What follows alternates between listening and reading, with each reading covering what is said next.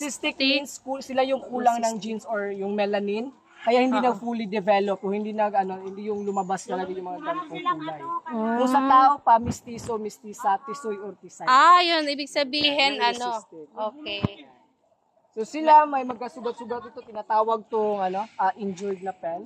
Kaya nasali siya sa ganitong enclosure. Yung edad naman na nandito, 9 years old. Ngayon, if gusto niyo mag-try na kumain ng crocodile ice cream, Yay. yung crocodile ice cream.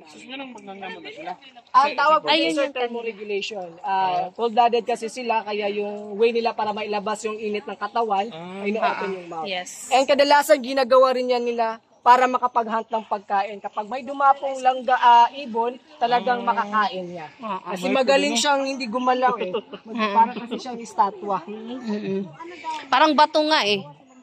Kaya isa yun sa may narinig akong balita na nag-selfie kasi siya kasi akala niya estatwa. Pero ayun, nakagat. Hindi ko alam kung sa Palawan ba yun. Kasi ang galing nito eh. Magaling talaga sila na hindi gumalaw. Kaya nila hindi gumalaw ng ilang Yung nasa leeg naman po, yung scutes ang tawag dyan, yung mga parang matutulis.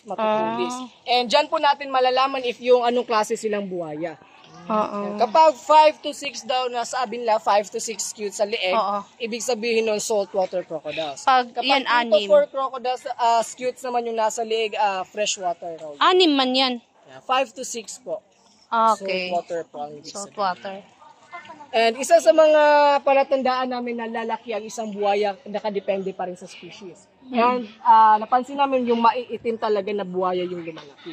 Si Lolong kasi at si Pangil, maitim sila. Yung dalawa naman po maitim. So sila talaga yung lumalaki talaga. And sila, since hindi naman sila itim, may average na sila laki. Pero mahaba sila. Pero hindi talaga na lumalapad yung kanilang katawan. Mahaba lang yung kanilang katawan. Kasi ito may mga defective kumbaga. Mga defective